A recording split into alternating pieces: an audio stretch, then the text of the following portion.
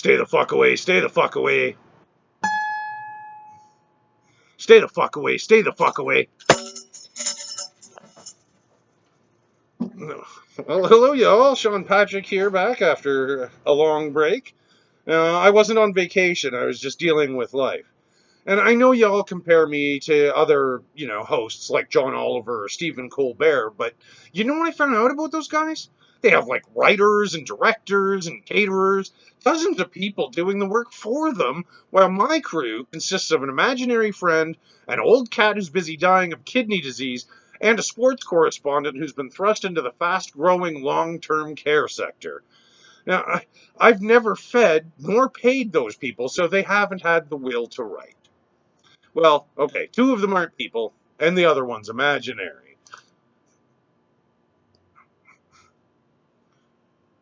So, let's get started with Justin Trudeau's arrogant election.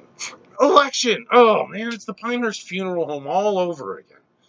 Well, Trudeau is being slammed for calling this election during the fourth wave of Trumpitis. The other parties are saying that they're willing to work in this minority government to not have this irresponsible campaign. Well, anyone who's watched any political news in the last 2 years since the forming of this parliament knows that the only time the opposition parties offered to work with the Liberals was when it started to look like they were going to call this election. And just like all of the election promises from all of the parties, those offers were empty words for political posturing. If any party leader saw a chance to gain a majority government and didn't take it, they wouldn't be leader anymore. And historically speaking, the longest a minority government has lasted is 2 years. So get over it, you whining sacks of pus. Now, another tidbit from Canadian news has inspired a new game called Which Province Did What? Now, I'll tell you a story, and you have to guess which province it's from. You ready? All right, let's go. As we know, a lot of the world has no vaccines, and there's been a lot of talk about not only vaccine equity, but also about booster shots. Now, a lot of the world has stupidly opened up to travelers who have been fully vaccinated with vaccines approved by their respective governments. And also, many countries haven't approved the vaccine cocktail and expect that both doses be the same. Now, this province announced that it would be giving third and fourth shots to its residents merely so that they can travel internationally. Can you guess which province did this?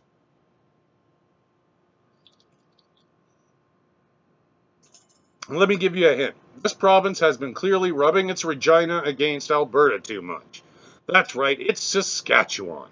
While healthcare workers can't even get vaxxed in some parts of the world, these pieces of human garbage think it's more important to sip their margaritas on someone else's beach than it is to help save their lives. And that, right there, is fucking arrogance. Now, we're not doing that. No. Moving swiftly along, how about a little American idiocy? Like, how many Americans think consent is spelled with 2 C's? In fact, they're so certain of this that they put it all over their protest signs. Granted, anti-vaxxers and anti-maskers aren't the creme de la creme, but if they want to be heard, they should at least find someone who can read to make their signs. And then there was an American doctor who said that the best masks are N95s, or KN95s for kids. Hey doc, that's not what the fucking K is for. N95 is the American regulation and KN95 is the Chinese equivalent. Thanks for giving people yet another reason for mistrust. Now, I guess we should also talk about the completion of the world's worst arms deal. Now, to be fair, I've never dealt arms, but I have been involved in various other businesses, and the way deals usually work is that one party provides products or services, and the other pays for them. Well, in this deal, NATO spent 20 years and about $2 trillion to arm the Taliban beyond their wettest dreams. That's bureaucracy at work. So, to talk accurately about the situation in Afghanistan would take at least a year of daily posts, which I'm not doing. Instead, I'd like to talk directly to the largest proportion of my audience, children who are in Afghanistan. Hey kids, The adults you're with are fucking idiots.